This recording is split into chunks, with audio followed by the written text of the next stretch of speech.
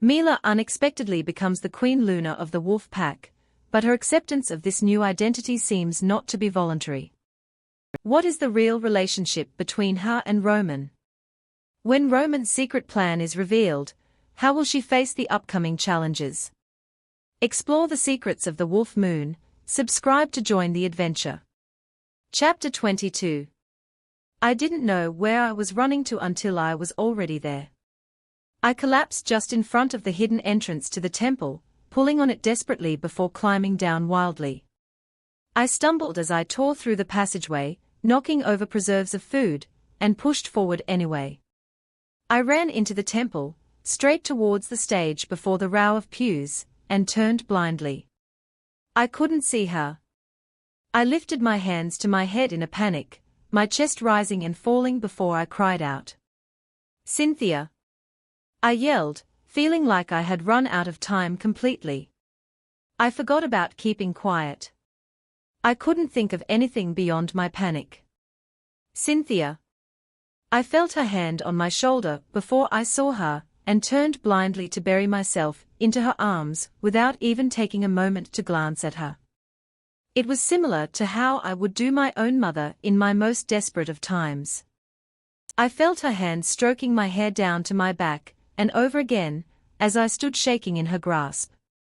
"I can't stop it," I finally said, shaking my head back and forth. "You can," she answered softly. "I can't. I've seen it. Even now, after everything, he's going to kill them all." I lifted my head, looking into those dark sable eyes that were wise with knowledge I couldn't dream of gaining. She grasped my face in her hands delicately, peering at me adoringly, as though I were her own child. It comforted me. "You have to be patient, Mila. The hunter's moon is still months away," she reminded me easily, patting my face before grasping my shoulders and rubbing them gently. "It's so close," I denied her logic, the anxiety biting at my soul fearfully. "I won't be able to stop it." "I can't." "You can," Cynthia continued to argue against me warmly. "And if you can't, then so be it. This cycle will end and perhaps a new one will begin, don't you think?" I was struck by her words, as though she had heard Diana speaking to me just a few hours before in the lake. I was also struck by how, despite her past seemingly desperate pleas for me to help the werewolves and humankind, she suddenly didn't seem so bothered by my own ideas of failure. "I don't want this cycle to end," I frowned unhappily, much calmer now in her presence than before. I turned to look around briefly, noticing the cool emptiness of the temple, as though she hadn't expected me at all. "You didn't know I was coming." "I was speaking to the crone," Cynthia admitted simply, lowering her hands from my shoulder to her sides. Something seemed off about her, but I couldn't pinpoint it. "When you say speaking..." I hesitated, remembering Diana and I calling to the crone in the night. Was it different for oracle wolves? Could they hear directly from the goddess themselves? I wasn't an oracle wolf myself. I had lied about it to protect Cynthia since the beginning, even though I did see visions. But maybe that had been a one-time thing. I didn't ever hear any goddess speaking directly to me. "Yes, she was speaking to me through a vision," Cynthia continued, a little hesitant, as though she hadn't wanted to tell me this. "About things that may come to pass and things that may not. It's a bit too soon to discern the meaning, so it's nothing for you to worry about now. Are you feeling better?" I inspected myself slowly. I didn't feel the panic as I had before, but the worry was still there. The pressure was heavy on my shoulders and I wasn't sure I could succeed. However, the warmth of Cynthia's arms had been enough to ease some of it so that I felt sane again. I relaxed further with a sigh. "I think so," I answered finally. "Don't lose faith in yourself, Mila. The goddesses are with you always. Nothing you do will disappoint them." "Nothing," she told me firmly with conviction. I nodded mutely, swallowing heavily under her words. "Can I stay here a little longer?" I asked reproachfully.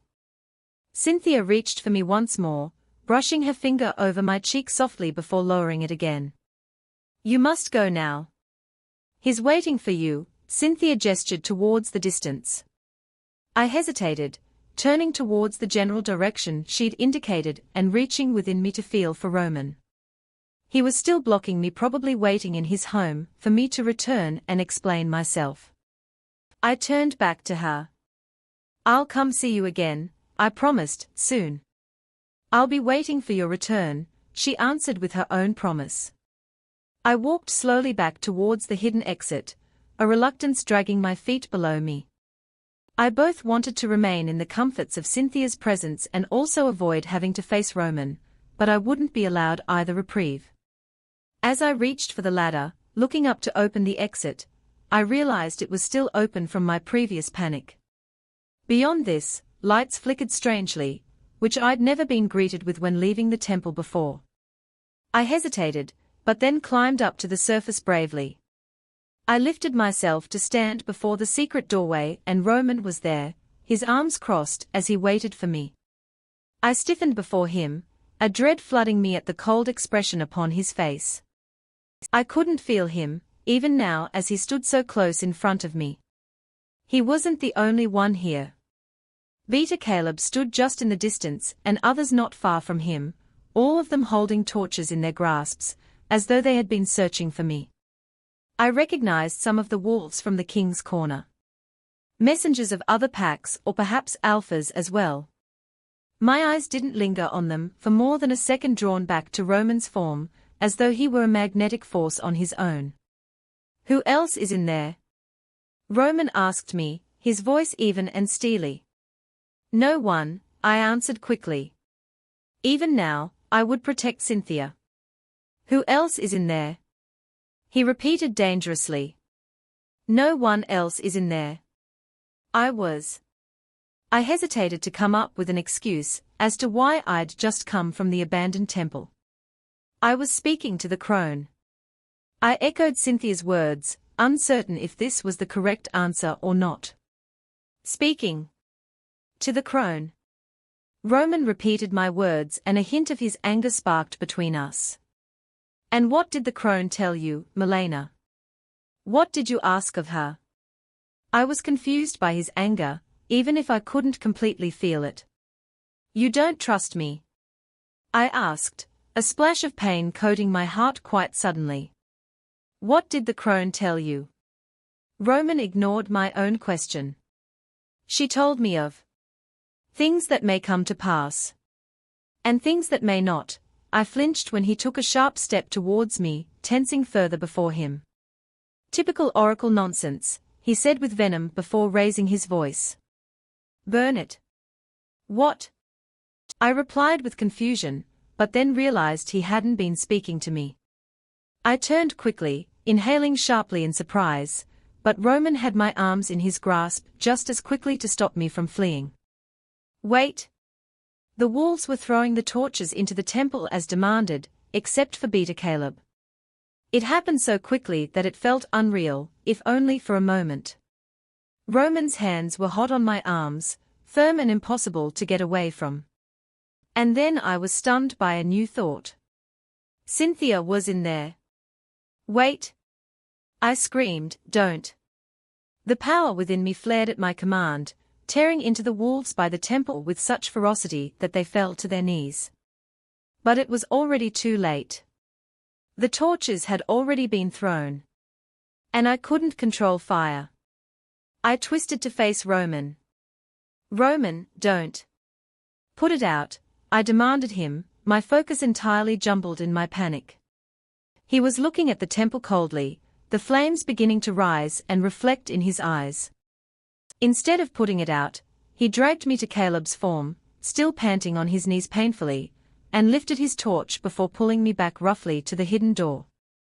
I am done with your goddess's games. I should have burned this down years ago, Roman told me angrily before dropping the torch into the only escape Cynthia would have and slamming the door shut behind it. No. I screamed, all shock that may have frozen my body now turned into a wild panic. No.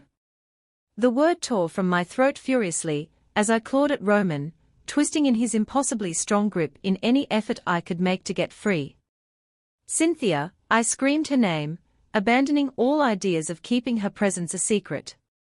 I screamed for her, even as the flames roared to life around the temple angrily. "Cynthia!" I screamed even as it hurt my throat, and then my scream only rose wordlessly when a portion of the ceiling fell damningly into the terrifying and destructive fire. "Let go!" I mustered every bit of pain and rage into my command, turning my attention on Roman with such heat that when the command hit him, there was no resistance. He was knocked back, stumbling, and then on one knee as though winded. I immediately used my freedom to run towards the temple, as though I could pull Cynthia out myself. I ignored the wolves nearby, approaching as close as I could before the heat of the fire was too much for me to move closer. The smoke was terrible and vast, billowing from the destroyed building as though it wanted to blot out the sky completely. I tried to step even closer, but the flames licked at my skin painfully until I had no choice but to step back. "Cynthia," I cried out hopelessly, stepping back further and falling down onto my own knees.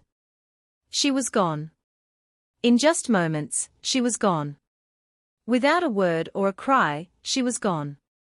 Had the crone told her this would happen? Was that why she didn't follow me out? She knew Roman would be waiting and there would be no escape regardless. Had she been protecting me? It was my fault. I wasn't careful enough. Tears were falling over my cheeks and I didn't know for how long.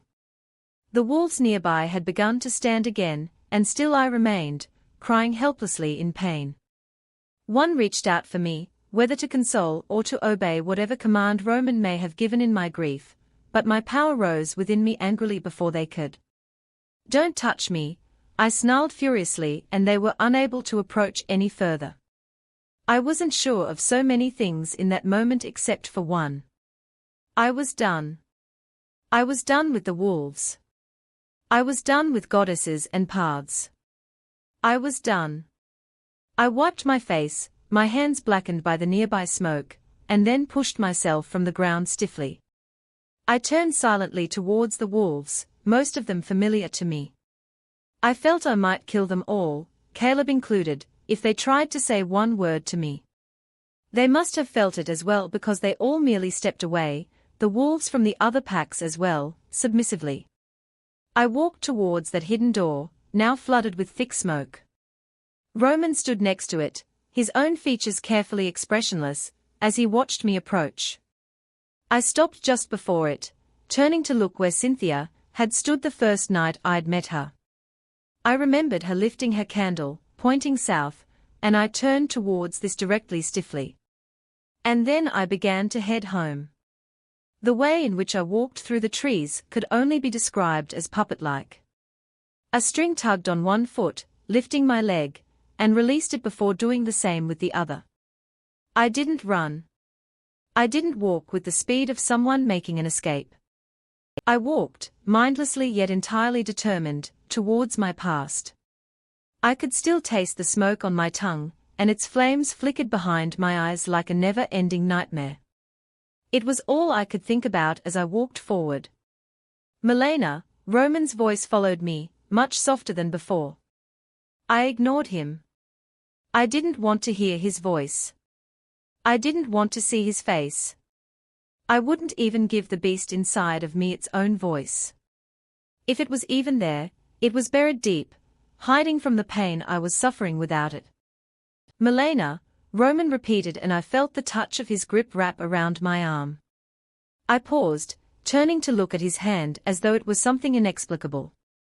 I was done. Didn't he know I was done? Why did this beast follow me? I looked from his grip to his face slowly in confusion. "Let go," I suggested, my voice light as though I were offering him a drink of water rather than demanding him to release me. "Come back," he made his own suggestion. "No," I answered, my mind and tone sharpening. He tightened his grip on my arm firmly. "I didn't know there was someone in there," Roman said, beginning to explain himself unlike the typical no mercy, no remorse type of demeanor he took. I had to make a statement for the brother packs. I didn't know. Let go, I interrupted him, or else I'll make you let go. Milena, he began. Don't call my name, I snapped. I'm done with all of this. Whatever all of this is. I didn't ask to be here. And unless you're going to kill me right now, I'm going home. I reached determinedly for my own arm just above his grip, my hand shifting into dangerous claws without a second thought, and aimed to slice into the meat of my own flesh. Roman released me immediately in surprise. You would rip your own arm off? He asked me, but I only let my hand slip back into that of a human's before beginning my trek back towards where I would find my village. I could hear his steps behind me, following me quietly. Each step was like a pinch of pain on my spine, irking me further and further until I stopped. Do you want to know what I said to the crone? I asked the emptiness in front of me. Roman had halted behind me, waiting for me to answer my own question quietly. I asked her to stop punishing you. Isn't that stupid of me? I asked her to stop punishing you and you punished me. You killed. I saw a flash of Cynthia's face in my mind and stopped speaking for fear of losing control of myself. Mila Roman began, but I cut him off again. I think I'm in love with you, I said painfully, reaching for my chest as though I could just rip my own heart out, but I can't stand to look at you right now. You're a monster. An actual, real-life monster. You kill so many people every year. And you're going to kill so many more. I can't stop it. I already know. Roman had grown eerie silent, and yet I still couldn't face him. I waited, but I wasn't sure what I was waiting for. Maybe, if by some miracle, he could renounce his plan right this moment. Maybe I would be able to turn to him then. But instead, there was just us in this darkness and silence surrounding us. I took a deep, surrendering breath, and looked down at my hand though I wasn't sure what I was looking for. Diana is pregnant. I said, the life gone from my voice. Mates. Children. If you stop being stubborn, you could bring back the oracles, I'm sure. The blessings are back. Your plan is pointless. But I finally turned, just slightly, to look at him. Roman stood just steps away, solid like a statue, and almost just as lifeless as one. You don't even want to stop being punished, do you? I asked him quietly. I looked at him as though this would be the last time I would be allowed to. I took in those steel blue eyes, nearly glowing as the sky began to lighten around us. I looked beyond those scars that marked his immortal body. How sad this creature was, a curse I had fallen for. I'll be waiting for you. When you come for the humans, you'll have to kill me, too. I didn't wait for his response, nor did I check to see what expression might cross his face. I only turned away, and this time, when I walked forward, I didn't hear his steps following behind. Chapter 23. The sun had risen far into the sky by the time I found my home village. I had thought the moment I saw it, I would be overflowed with such wild emotion that I would throw away all concerns and run into the arms of the first person I recognized. Instead, as the village came into view in the distance, I stood staring at it quietly. It looked different. Were the buildings always so unimpressive? And the farmland nearby was a much sadder and smaller replica of the ones that the wolves contained. I had known, living the life of a human, that we weren't allowed the wealth the deity shapeshifters had, especially without being able to move beyond a certain range of our village. But had we always lived in such a sad state? Still, after some time I began to remember and recognize things. That building was the schoolhouse. And that one was the center hall. It felt like years ago that I'd been selected from there. This was my home. I moved quietly along the edge of the village, watching the humans go about their day, as they did every day without me. I recognized most of them, images of memories flashing through my mind when I did. But I didn't want to speak to them. I wanted to go home. I continued until I finally was near the house I'd grown up in. I didn't see my father, mother, or younger brother anywhere nearby. Being that the sun was so high in the day, they would be working to bring food to the table. I could probably sneak inside and get some rest before revealing myself to them. Would they accept me? Or would they know the moment they saw me that I wasn't the same Mila that had left them? After much hesitation, I finally moved towards my home. I reached for the door handle, opening the door quietly like a ghost. Just the sight of the room within flooded me with memories. How many times had I run through these rooms like a mad child, my mother calling out behind me to slow down? How many dinners did we have together, our laughter rising despite our small living? My eyes scanned the common rooms quietly and then I froze. My mother was there, in the kitchen. She stood silently looking out of the small window above the sink where she was cleaning the same bowl over and over again. Her head was tilted slightly and she breathed slowly, looking at nothing as though she weren't truly there. It was a vision that shook me to my core. Her hair was usually a crimson fire that matched the colors of the leaves of the tree outside my bedroom window during autumn. Now it was dull from lack of care, flattened to her shoulders rather than the lively waves I'd been used to. Her skin was even paler than before, which was something I didn't think was possible. And yet, she was still this thin beauty, frail but still there. "Mama," I whispered, afraid that if I spoke too loudly she would just disappear into the air before me like the spirit she seemed to be. Mom froze, the bowl held stiffly in her suddenly tight grip. For a moment, I thought she wouldn't even turn to look at me, but then she did almost violently. The moment her familiar amber eyes landed on mine, the bowl slipped from her hand and crashed loudly on the ground. I knew I must have looked like a beast to her. My skin was blackened from the smoke of the temple fire, streaks no doubt patterned through my face from my tears. My hair was untamed and longer than before. My skin held scratches from my travel through the forest and my clothes were slightly tattered just the same. Would she even recognize me? "Mama, it's me," I began, but before I could finish, she was suddenly rushing towards me. I lost my breath when she threw herself at me, caging me into her arms with such intensity that it was blinding.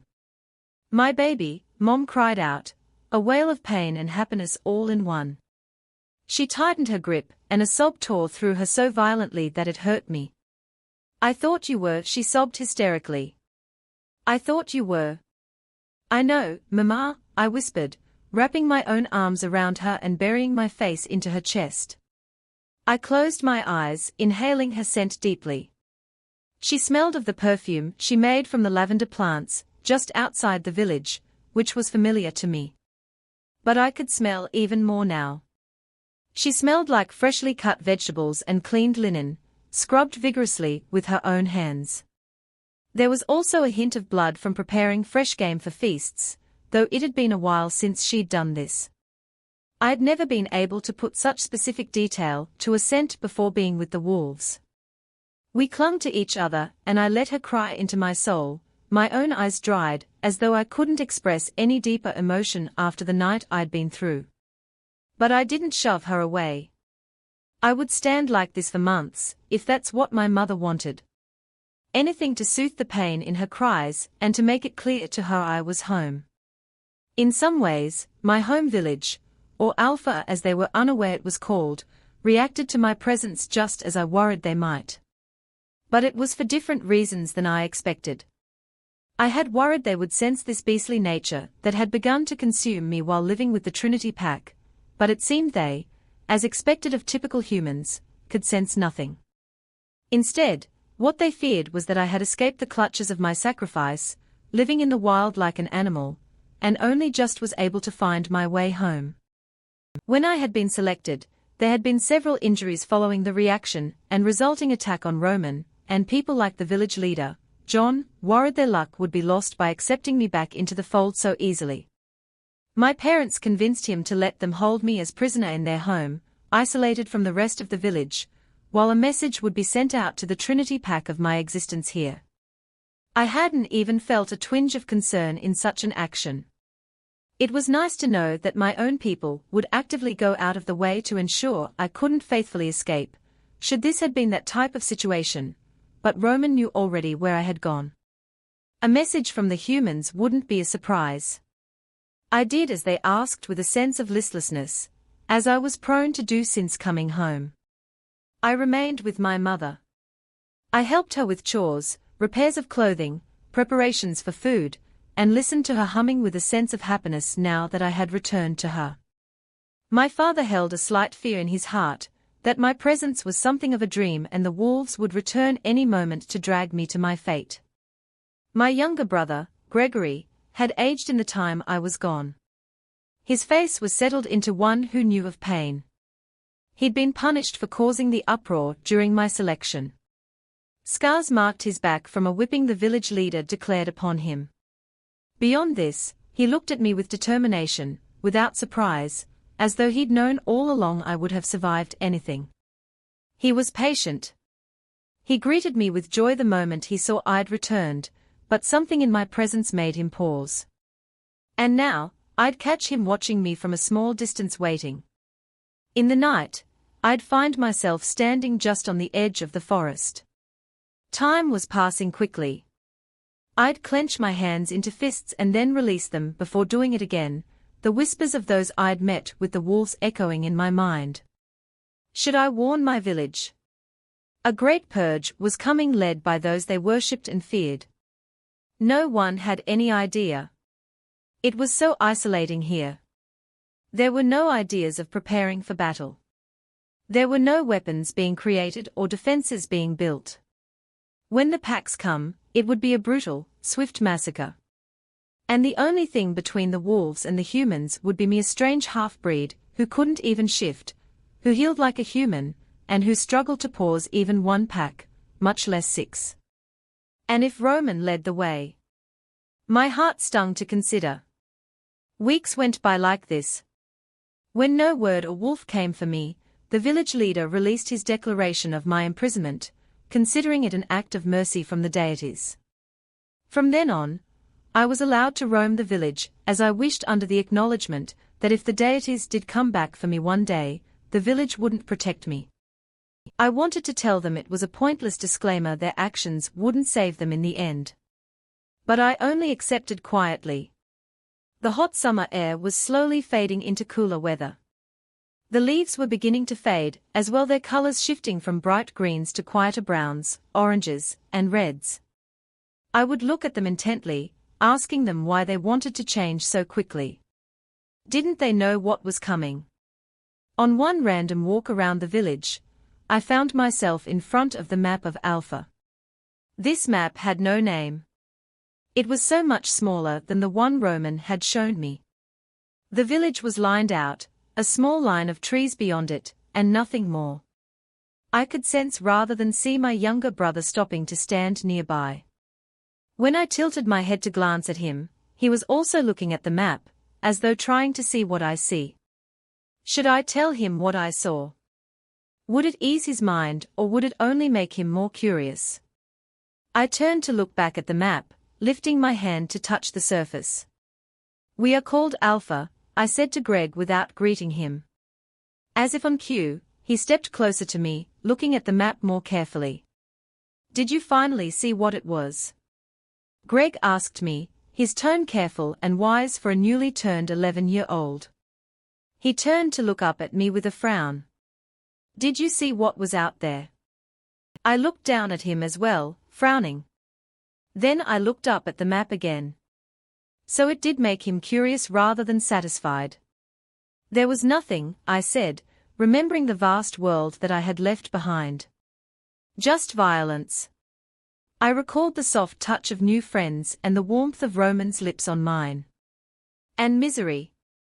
Without looking to see if Greg took my words to heart, I turned away to be alone once more. On the night of the harvest moon, I was requested to go to the celebration with my family. A concern was beginning to replace the happiness upon my mother's features. I didn't hunt as I did before.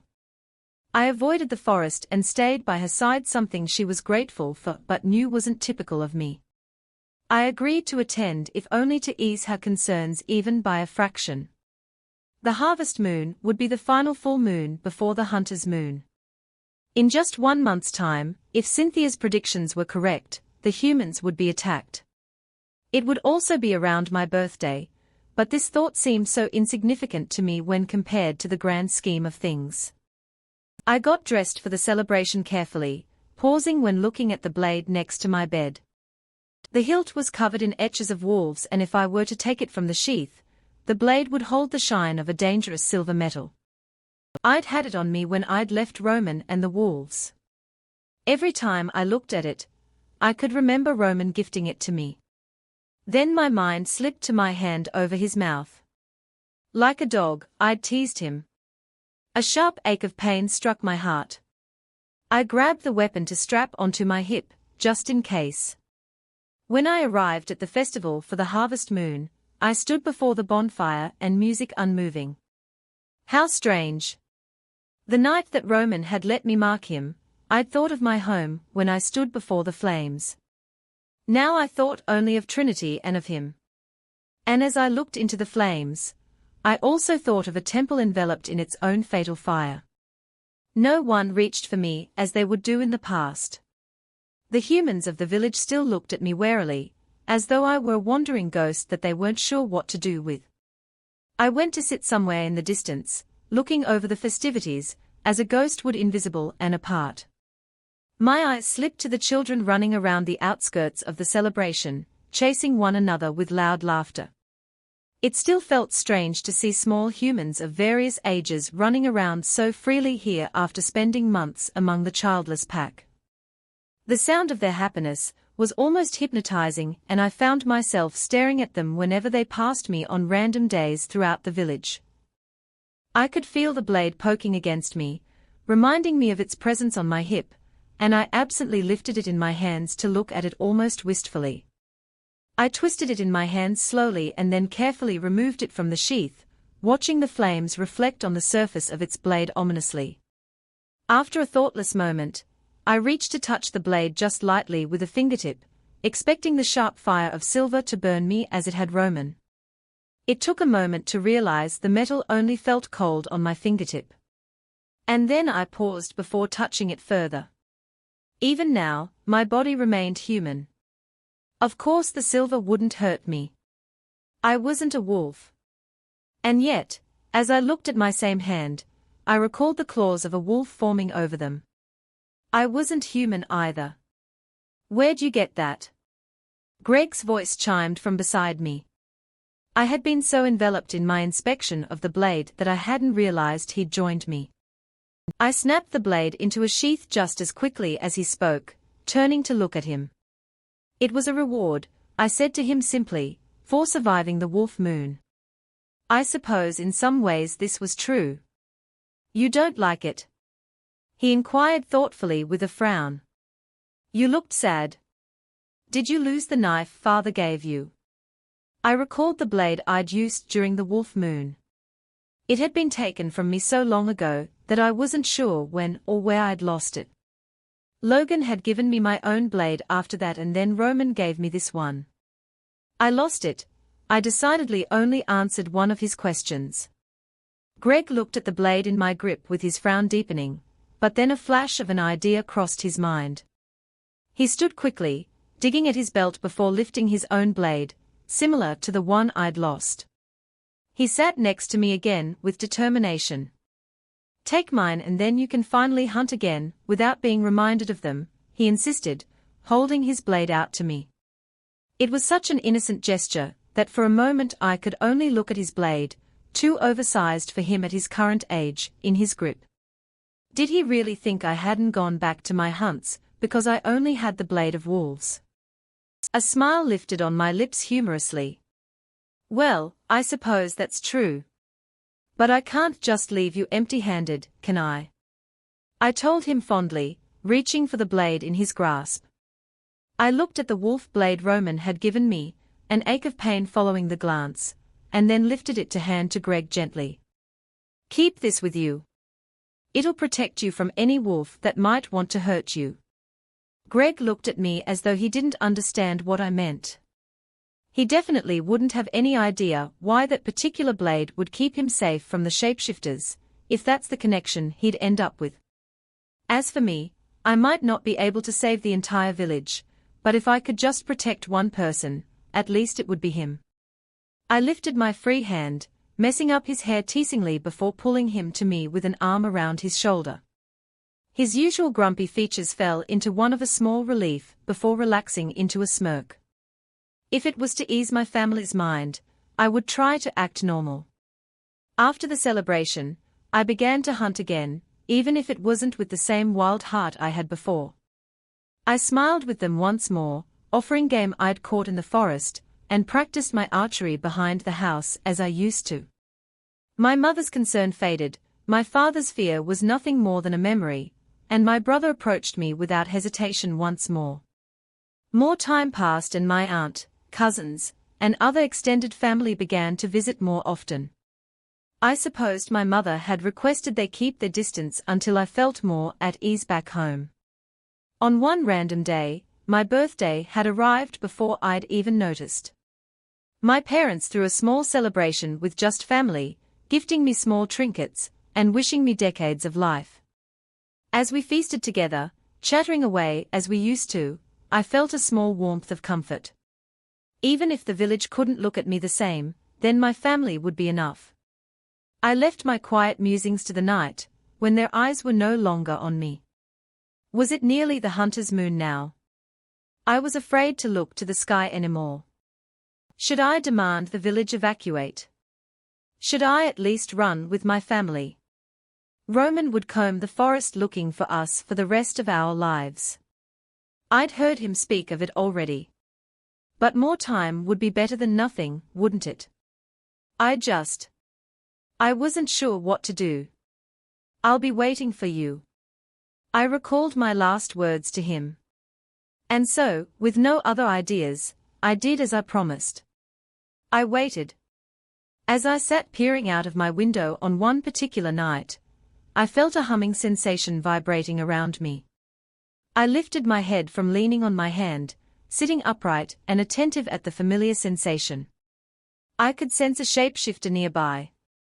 Was it the pack's come to attack? No, it was only one. Was it Roman?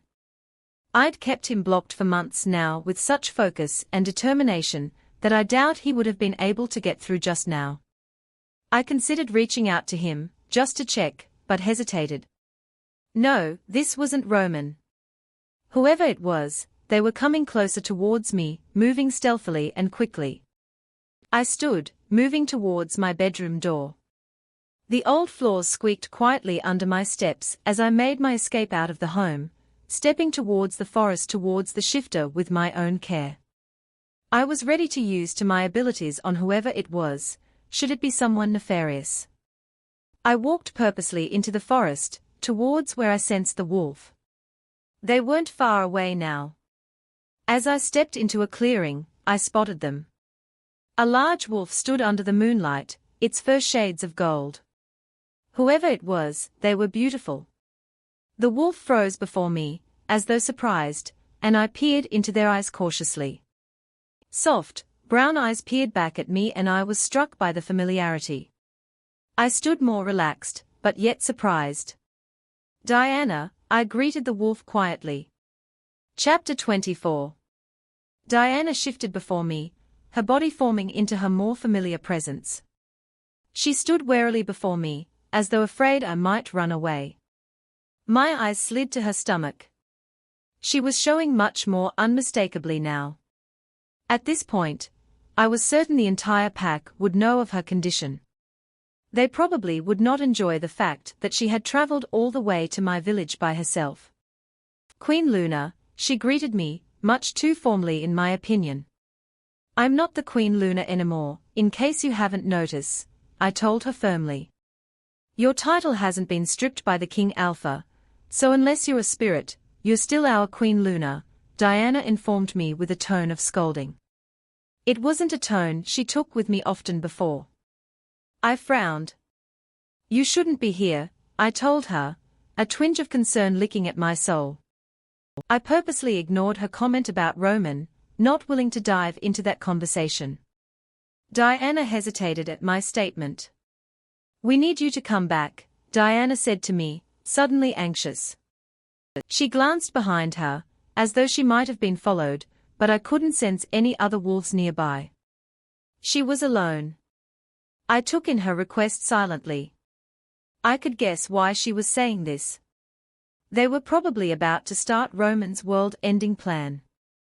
Diana would of course want to stop it, being that she obviously was a follower of the old laws.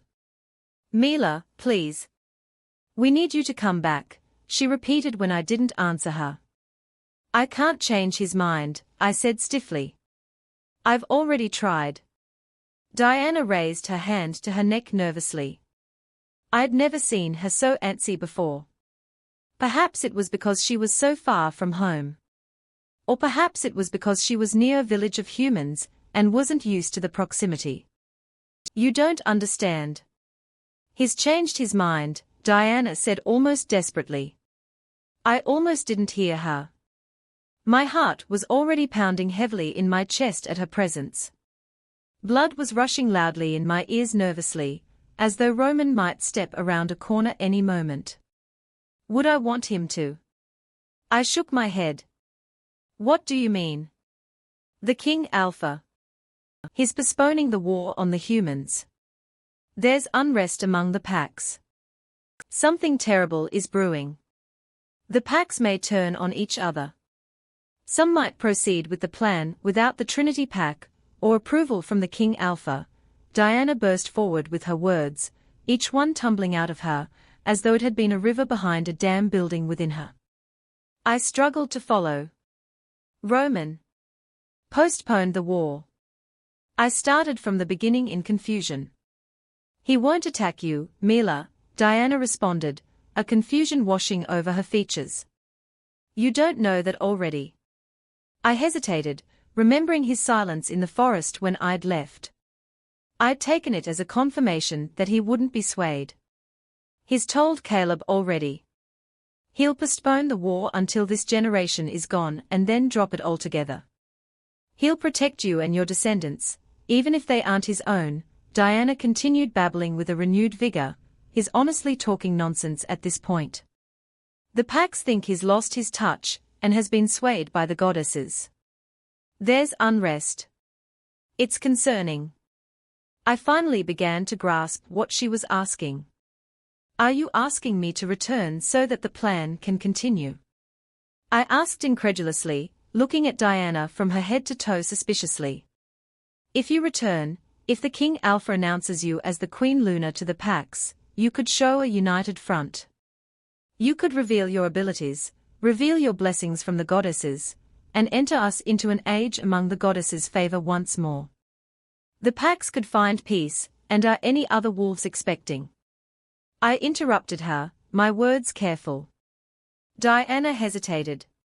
Still only you, then, I confirmed with a frown. The packs won't care until they have a future. I won't go back, Diana. If I go back, Roman would only have an excuse to continue once I'm no longer in the path of danger. I can't risk that. Are you that dense? Diana said in exasperation. I felt a flash of irritation at her insult, but didn't act on it. She only continued, stepping forward to grab me by my arms roughly. You're the reason for everything. The goddesses didn't listen to me. They are only looking at you. Do you really think they wouldn't grant us a future with you? Of course they will. How do you know that? I snapped back, maybe you were just a fluke. Why would they give so many wolves mates in one snap of a finger, but just one a child? It doesn't make sense. They don't make sense. And I'm tired of bothering with them. I'm tired of everything, Diana. I understand that, but this is the entire existence of werewolves on the line. You need to be strong, and are you blind? I interrupted her angrily. The werewolves' lives are on the line. You're deities. You superior beings holding humans in isolation and willing to massacre them mercilessly. Figure it out without me. I lifted my hands and shoved her by her shoulders forcefully, making her release me in the process. Just as Diana stumbled back, I saw a blur of movement to my right. In half a moment, I turned to look in surprise, but Greg was already running past me determinedly. He dove into Diana with a look of desperation, his body colliding with hers with a sickening thud. I expected it to be something useless. After all, what can an 11-year-old child do to a full-grown lichen? But a strangled cry of pain erupted from Diana's throat, as she stumbled away from his form quickly, bending forward before screeching in agony. The sound lifted through the trees terrifyingly, causing a stir of commotion as wildlife fled from nearby.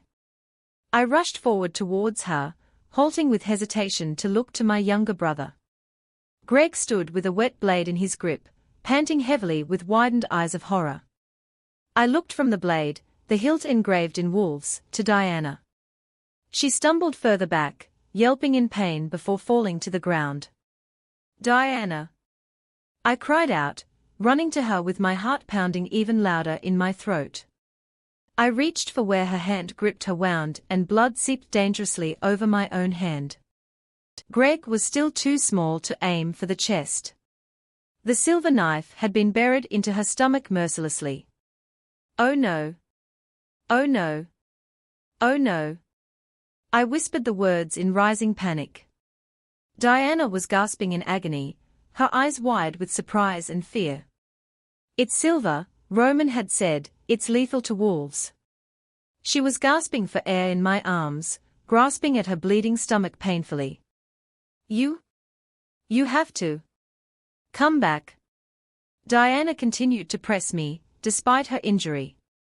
"I'm sorry, Mila," Greg cried out, no doubt realizing his mistake when seeing my reaction on the ground with this wolf. "I thought she was trying to take you away again. I thought she wanted to hurt you. I didn't. I swear, I didn't mean to." I was looking at Diana helplessly, horror on my face as she struggled to breathe around the pain. And then I lifted my head to look at my brother, who looked just as horrified with blood on his own hands. I looked from Greg to Diana and back again, tense and torn. Diana would die like this. She may die no matter what I do. Either way, she'd been injured. A deity shapeshifter had been injured with a forbidden weapon by the hands of a human. A terror was rising within me and with it a growing dread. Diana was in danger. Greg was in danger. "Hold on, Diana," I told her softly, watching as she began to fade in and out of consciousness. "Just hold on, okay?" I lowered her to the ground carefully, and then stood to walk towards Greg cautiously, yet urgently. He stood frozen before me, a new fear on his face.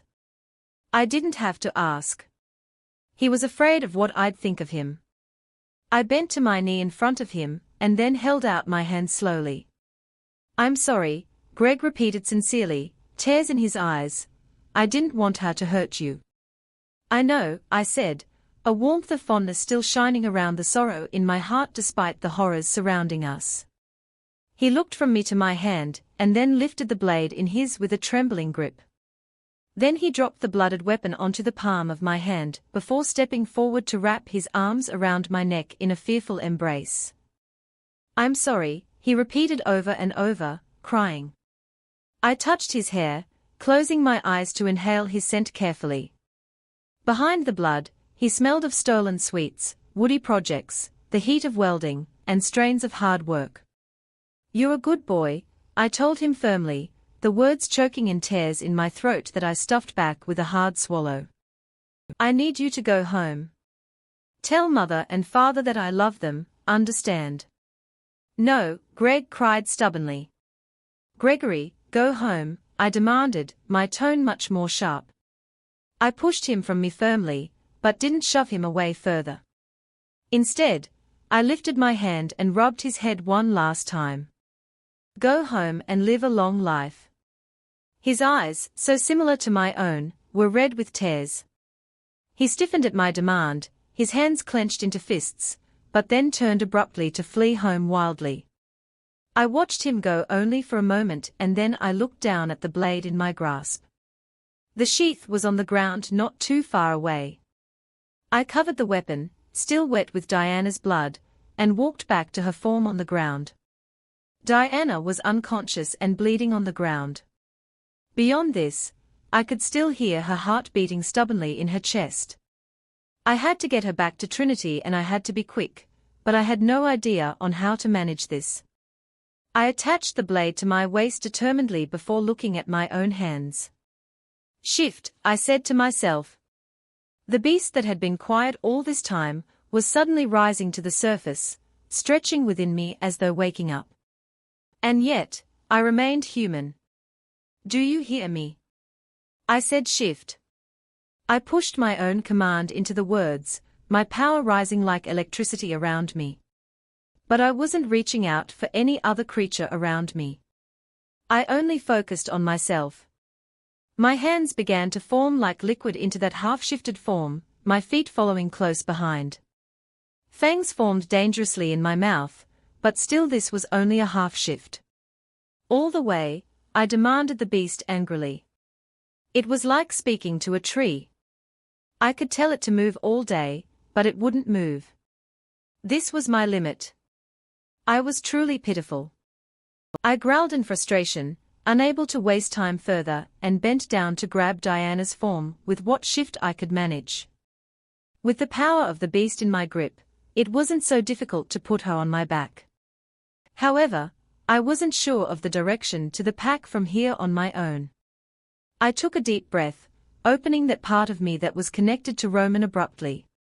I reached for him almost violently, and I could feel him jolt from the impact with equally violent surprise. With this, I began to go in his direction as quickly as I could. The half-shift was trying to fade not long after I'd called it to me, as though it was something borrowed and not natural to me. I had to fight to keep it, fight to hold the strength to carry Diana on my back, and fight further to push myself towards Roman and his pack. My skin was wet with sweat, fear flooding my senses for a wealth of reasons.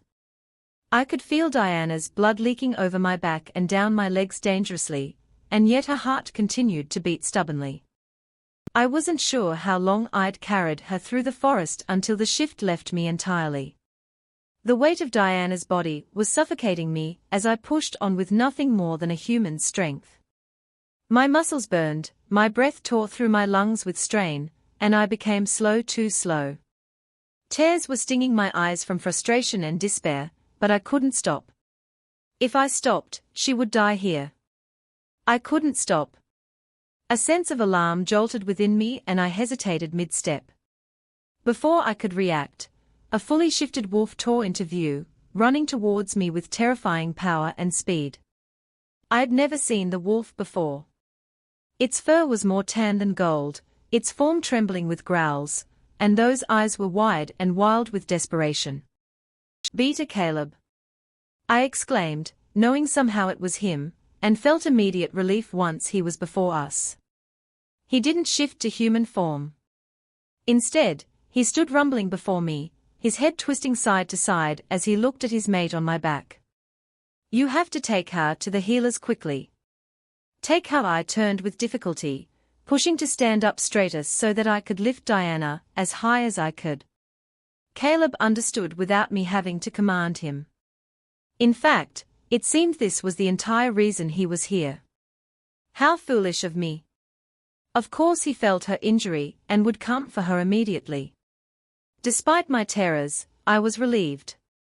He lowered himself before me and I struggled to hoist Diana's form onto his large back. His fur seemed to envelope her small body, yet I worried she might fall off. I removed the blade from my waist and used my belt to wrap around Caleb's neck, twisting it around her wrists as quickly as I could. It would be the best I could do. When I was done, Caleb didn't wait for my order. He stood and ran, much more carefully than he had before, but with much greater speed than I could dream of achieving. In just a couple of breaths, he was gone from my vision. I stood frozen for a time, my limbs beginning to shake violently as though I had been left stranded in a snowy, harsh winter rather than the cool of autumn.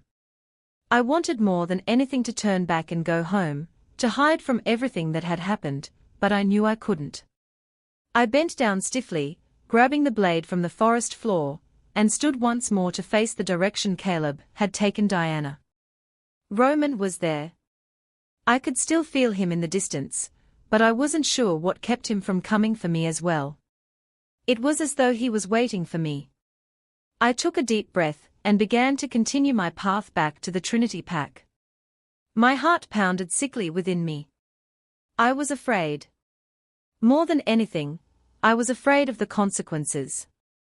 I had a wish over and over in my heart that Diana would live, and beyond this that her child was also unharmed. But even within this wish was a fear. She would tell them it was Greg who had injured her, wouldn't she? I was so afraid. By the time I reached the outskirts of Trinity, Caleb had already long arrived before me. The village was busy with panic, even if I couldn't see them. And waiting for me along the edge of the village was a smaller group of wolves, all of them familiar. Roman stood in the center, stiff like the statue I had left in the forest months ago. As I approached, I carefully blocked him from within myself, building that wall solidly so that he wouldn't know my heart even if he tried. Behind him, a line of warrior wolves stood just as stiffly. Of these wolves, only two seemed hesitant. My soul, Logan, was looking from Roman to me carefully, trying to keep his face clear of emotions, but even I could see his uncertainty. What kind of greeting was this for his Queen Luna? A little further to the side was Kate, silent and unmoving like a shadow. She leaned against her lance, her entire form speaking of an obvious unwillingness to even a hint of a threat towards me. The rest stood prepared to attack, as though I might have brought an army of humans with me. For a moment, I wanted to look behind me to search for this imaginary army, but instead I kept my eyes on Roman. Without a word, I tightened my grip on the wolf blade. I lifted it before me, reaching with my other hand to remove it from its sheath, and revealed the silver blade covered in Diana's blood. My hands didn't tremble, and for this I was at least thankful. I was, after all, pretty much committing suicide. I was the one who stabbed Diana, I declared determinedly. The wolves adjusted their position with confusion, looking to Roman for understanding. "You," Roman said, rather than asked. I could feel him reaching for me, scratching at that wall within me curiously. "Lower your guard and say that again." It was an accident, but it was me. I stabbed her. I ignored his request and declared again, before throwing the blade to the ground. The tip struck the floor, leaving the hilt pointing to the sky proudly.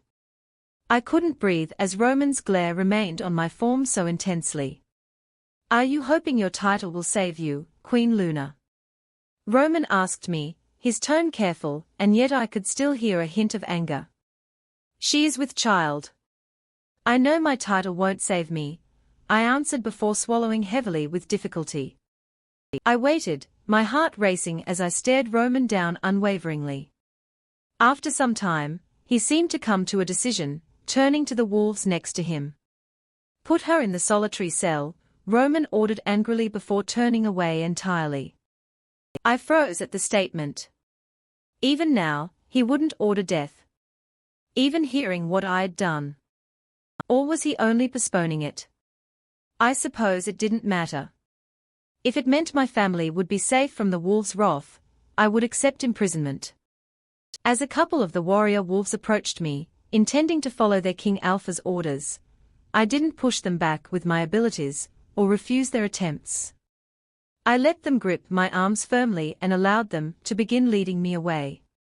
Chapter 25. I was in a prison cell.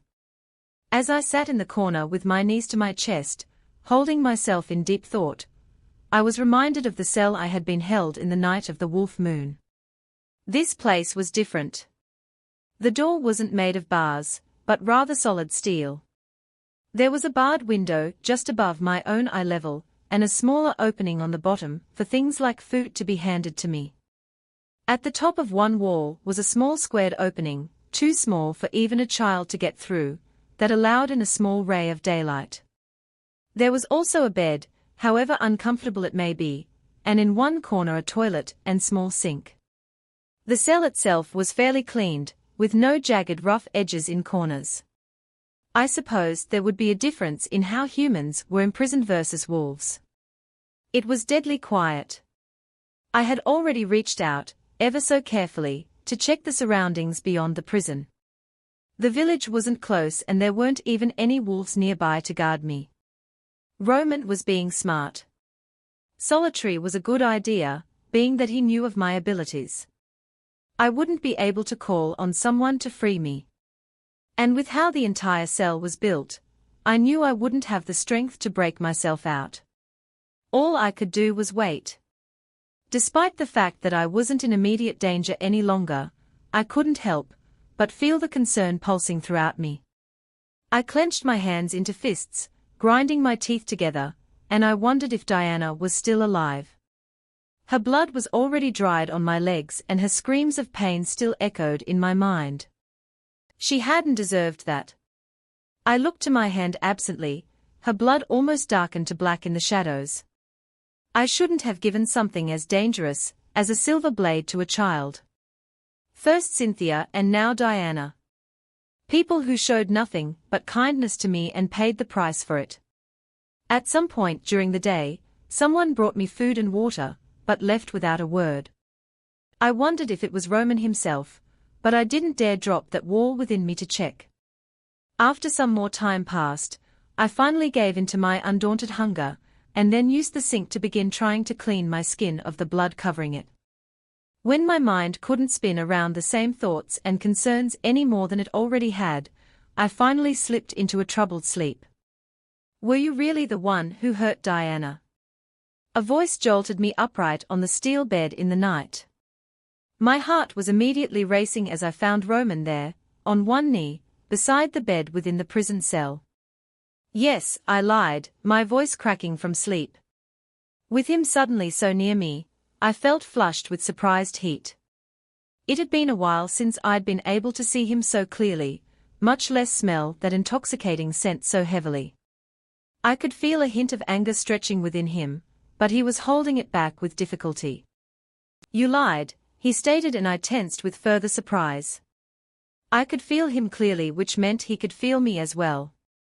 I immediately tried to build the wall that must have fallen when I fell asleep, but his beast reached into me dominatingly, tearing it down. "Don't," I pleaded, "just. It was me.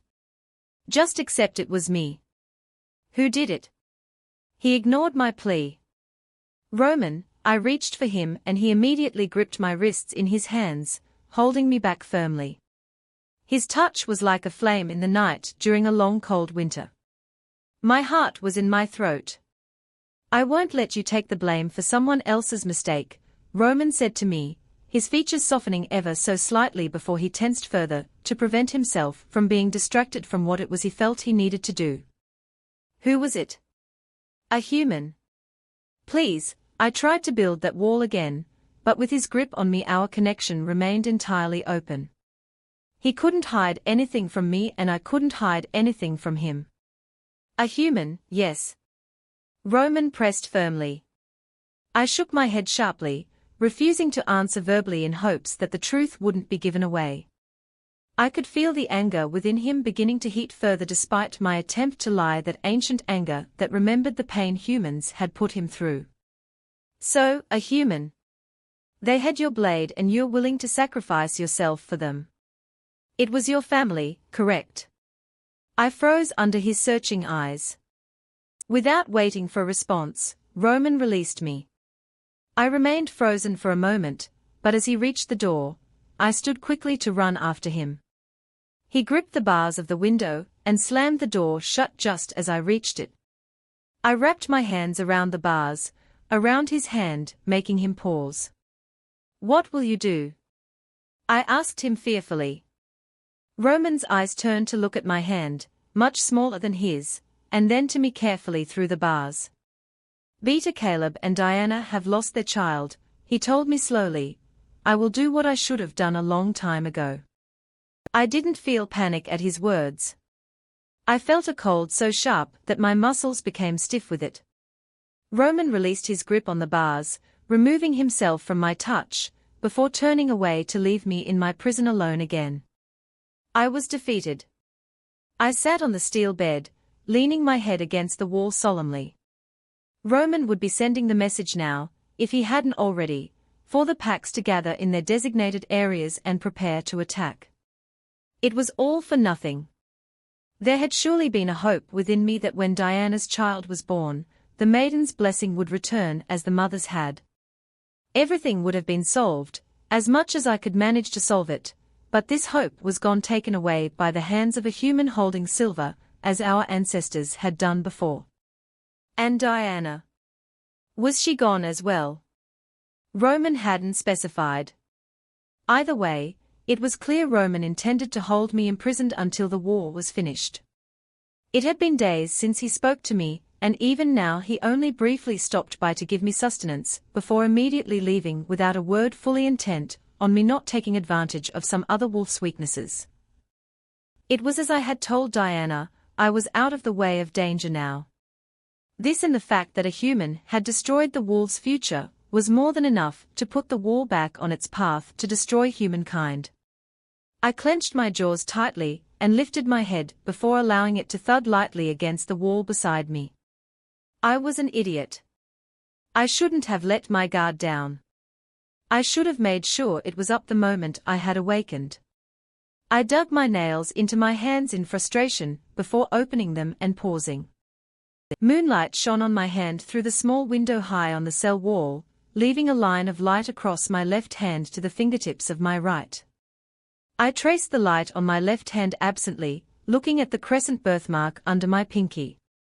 I heard a noise at the door to my prison and paused. I couldn't sense any wolf, Roman or otherwise. Had I misheard? A slow, solid tap struck the door 3 times before silence followed. I stood carefully, walking to the door hesitantly. Was it a human? I peered through the barred window to see a familiar face looking back at me. Are you planning to stay in there and miss all the excitement? Kate asked me, her form entirely relaxed despite her bold action of approaching a prisoner. I frowned at her. You look too comfortable for someone who's obviously disobeying an order right now, I said to her. Was she here just to offer me comfort of companionship? You still think I follow the King Alpha? Kate replied before leaning against her lance with ease. I didn't understand her question. Of course she followed him, didn't she? She was part of the Trinity pack, wasn't she? He's your alpha, I said slowly, trying to grasp at her meaning. He's an arrogant little runt, in my opinion, but something magnificent in others' opinion. I wouldn't be here if I had it my way, but alas, Kate gestured to her entire body. Here I am, in the flesh. Just for you. I leaned further against the bar to look at her closer. Was she abandoning the Trinity pack in order to be here for me? When she said just for me, did this mean she was planning on helping me after all? Well, come on. They are waiting for us, Kate said, straightening up before tilting her head for me to follow her. Wait, I responded in confusion. I tried the door and it remained locked firmly. I can't get out or else I would have already. Kate stepped closer to the door, reaching for a part that I couldn't see myself. In just a moment, the door clunked loudly before opening just a crack. My heart jolted in my chest, both excitedly and nervously, as I reached to open the door further. I stepped out of the prison cell I had spent so many days within now and immediately took a deep breath. I lifted my face to the night sky, closing my eyes to feel the cool breeze wrapping around us with relief. I hated contained spaces. I loved the openness of the wild. Are you ready to go? Kate asked me simply. I lowered my head to face her. She looked just as dangerous as usual, but in the most unconcerned way. It was hard to imagine this wolf was the greatest warrior wolf among the Trinity pack, just by looking at her. but I suppose this is what gave her comfort in times of tension like this. "Who's waiting for us?" I inquired uncertainly. "You'll see. Come on." She lifted her lance over her shoulder and began to easily trot into the forest. A quick glance the opposite direction revealed the village in the far distance, nearly impossible to see from the solitary cell. Wherever Kate was leading me was away from the pack. "Mila," Kate sang to me teasingly, and I turned to follow her with a sigh. I hated surprises. I caught up to Kate fairly easily, being that she didn't seem to be in any real hurry. As I walked behind her, I looked to the sky again to see the moon, full and bright as a dangerous omen. It was the hunter's moon. A dread was seeping over me. I looked to Kate's back and wondered, if only for a moment, if this was something of a trap. I had to shake my head to clear it. Kate had never shown herself to oppose me before, so why would she now? "Kate," I addressed her carefully. She glanced over her shoulder at me with those bright blue eyes, acknowledging me quietly before continuing ahead. "Did you hear of Diana? Is she? Did she?" "She's alive," Kate answered me simply. "She hasn't awoken, yet. The child is gone. I'm not sure if you heard." "I heard," I muttered, a sorrow still swelling within me at the thought. "To be fair, it was a nice effort on your part. The whole taking the blame thing. If the King Alpha hadn't fallen head over heels for you, it might have worked," Kate continued lightly, as if the child loss wasn't something that bothered her. I looked at her intently, taking in her easy stroll through the trees before sighing once more. She looked far too at ease. It unnerved me when I was an ocean of anxiety, dread, and fear. I guess I'm supposed to think it's normal for lichens to imprison people they've fallen for. I gritted my teeth with irritation. I just couldn't fathom the idea that Roman would actually grow feelings for me beyond that of the duties of being mates. Plus, Kate seemed like a type of person to have her own fantasy-filled life in her mind. "Come now, you're not that slow. He didn't want you to get in the way, obviously." Poor luck on his part, Kate flashed a smile at me. "That's all you do is get in the way, isn't it?" She teased me lightly, something of devious glee in her tone. She was up to something and it didn't seem like it would be something fun on my part. Kate looked to the sky and stretched as she walked. We continued on in silence. I tried to keep watch around us, looking for any sign of a trap I might be walking into. But the further we walked, the more silent the world seemed to get around us. As we continued, I felt a twinge of wolf presence not too far ahead. I hesitated in my step, but Kate didn't seem bothered herself. She had said they were waiting for us. We approached an entrance to a cave. Vines and shrubbery covered the front of it so that it was difficult to see in the night, but Kate merely used her lance to part a path for me to step through. I looked to her hesitantly, once again wondering if I should trust her, but decided there weren't many other options at this point. I stepped into the darkness and paused. "This way," Kate said to me, calling me to the left. I followed the sound of her steps in the dark nervously. The further we walked, the more slanted the path became, as though we were descending into the depths of the cave. Instead of becoming darker, the path appeared to become brighter. I glanced up, spotting jewels along the roof of the cave that seemed to have their own glow. There were only a couple at first and then there were many, lighting up the path before us easily. It was like looking at the night stars within the cave. The ground evened out until we were walking beside a stream. The water seemed to glow as I looked at it, those jewels resting underneath. I watched the stream curiously as I followed Kate, not noticing when she threw her own curious glance towards me. "They are called the tears of the goddesses," Kate said to me without waiting for me to ask. "They are extremely rare. None of the packs know of these hidden places." I looked around the cave more curiously, now that I knew it was a place not many other people or wolves stepped within.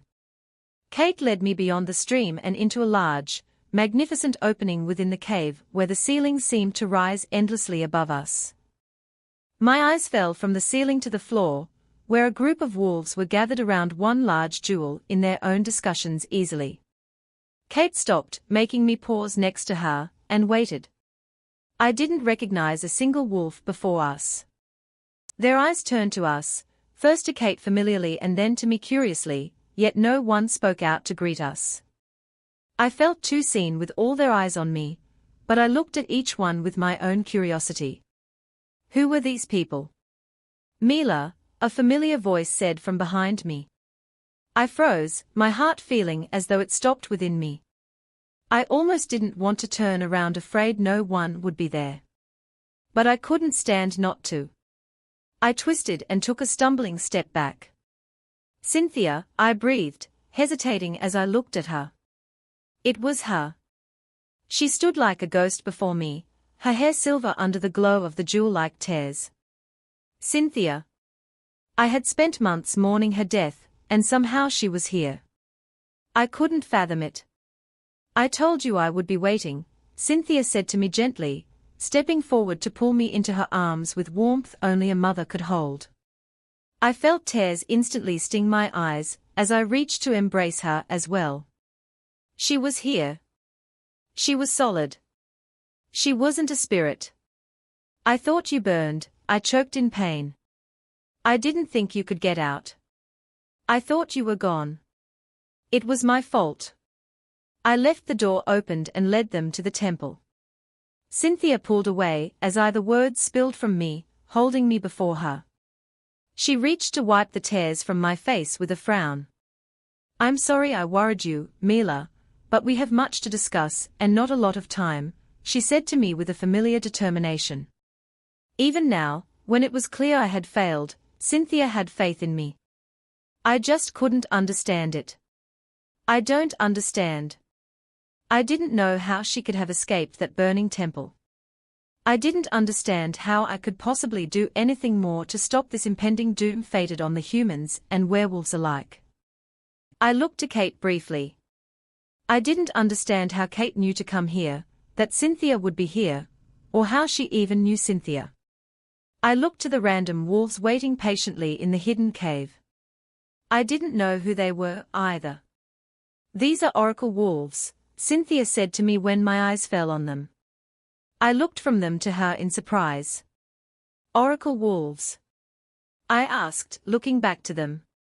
There were probably 15 of them, male and female altogether. Was this too few or much more than expected? Had they been living their lives in this cave after being banished? There are many more hidden throughout the land nearby their previous packs. These are the ones who survived the banishment from the Trinity pack, Cynthia explained to me before addressing the wolves. This is Milena, the Queen Luna of Trinity. The oracles looked to one another briefly before one by one they began to bow forward, revealing their necks submissively. I was surprised yet again. Why did they accept me so easily despite being banished from the pack I'd just been confirmed Luna of? We will follow you into battle, Queen Luna, a man declared closest to me, lifting his head determinedly. I suddenly felt uncomfortable. Battle? I asked uncertainly. I looked to Cynthia once more. As I said, we have much to discuss. Cynthia turned to address the wolves once more that had stood solidly once my attention was away from them. Prepare as best as you can. We will be leaving soon. She then turned to speak to Kate, who was once again leaning against her lance and looking into the distance as though daydreaming. Are you ready? Kate straightened abruptly with a look of pleasure upon her face. It's about time, Kate declared simply before looking to me with a small smile. I'd never seen her speak to another person before now. I felt like I had stepped into a weird and wild dream. It's a good night for a massacre, don't you think? I opened my mouth, but Kate only began to prance ahead of us with ease. Cynthia reached for me, indicating for me to follow. After taking a moment to be bewildered, I pushed back my confusion and stepped forward. This was the only thing I could do, after all keep pushing forward. Don't miss Mila's next hunting moment. Subscribe to stay updated.